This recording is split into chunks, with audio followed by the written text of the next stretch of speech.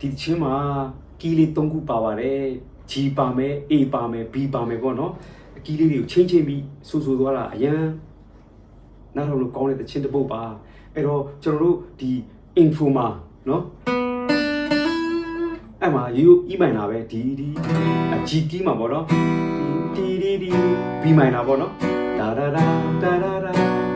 ပြီးရင် A minor ဒီပြီးရင် G အဲ့ဒါပြီးတော့ကျွန်တော်တို့ verse စဆိုတာနဲ့တော့ E minor 7လေးဖြစ်သွားတာပေါ့နော် E minor 7ဆိုကျွန်တော်တို့ဒီမှာ E minor ကင်တယ်ကင်ပြီးရင်နှစ်ကျိုးလေးကဒီ3အကွက်မှာပေါ့နော်လက်တန်းလေးအဲ့လိုထည့်ရတာပေါ့လက်တန်းလေးထည့်ရင်လည်းထည့်မထည့်ရင်လည်းလက်ကိုဒီလိုပေါ့နော်ကျွန်တော်တို့လက်ကိုဒီလိုမျိုး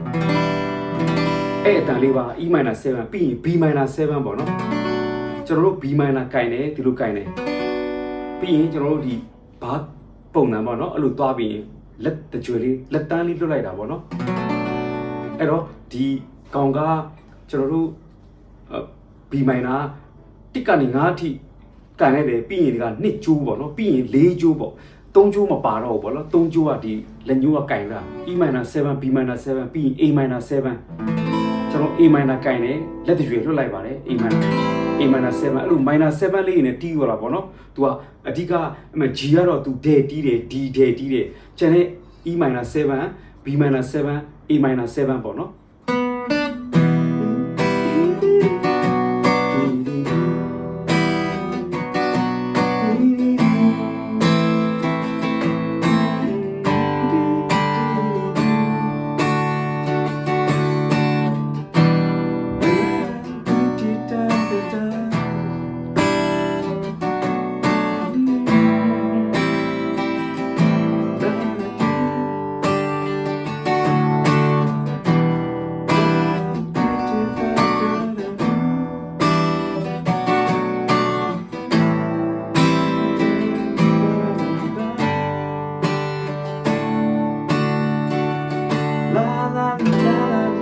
A minor 7လေး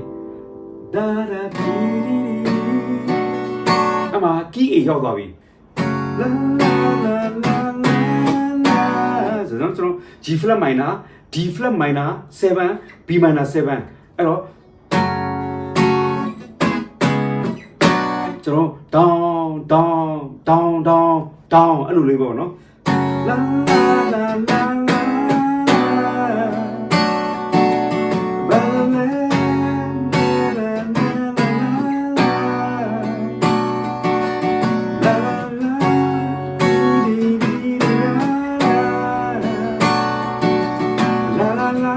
အေးရောက်သွားမယ်အေးလာဆိုအေးရဲ့ကျွန်တော် E ရဲ့ B minor 7လေးရဲ့ပေါ့နော်အဲ chorus မှာအဲ့လိုလေးသွားတာပေါ့နော်ပြီးရင်ကျွန်တော်တို့ verse ကိုပြန်သွားတယ်အဲ့ဒီ E minor 7မှာ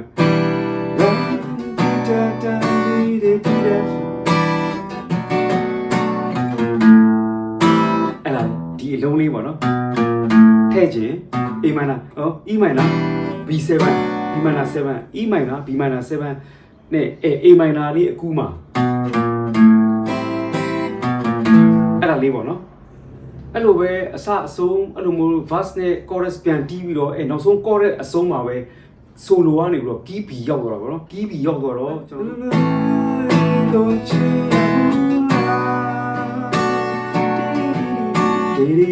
ဆိုA flat minorထုံးတဲ့တိုင်းမှာပဲ key တစ်ခုချင်းတော့တစ်ခွက်စီတက်သွားတာပေါ့နော် A flat minor E flat minor 7 B flat minor 7အဲ့ဒါ solo ပေါ့နော်အဲ့ဒီ pattern မှာပဲ chorus အတိုင်းပဲတပုံစံနဲ့ပဲ key change သွားတဲ့အတွက်ပေါ့နော်ပြီး B G flat D flat minor 7ပေါ့နော်အဲ့လိုမျိုးပဲသူတီးသွားတာပေါ့နော် down up down up down up အဲ့လိုလေး1 2 3 4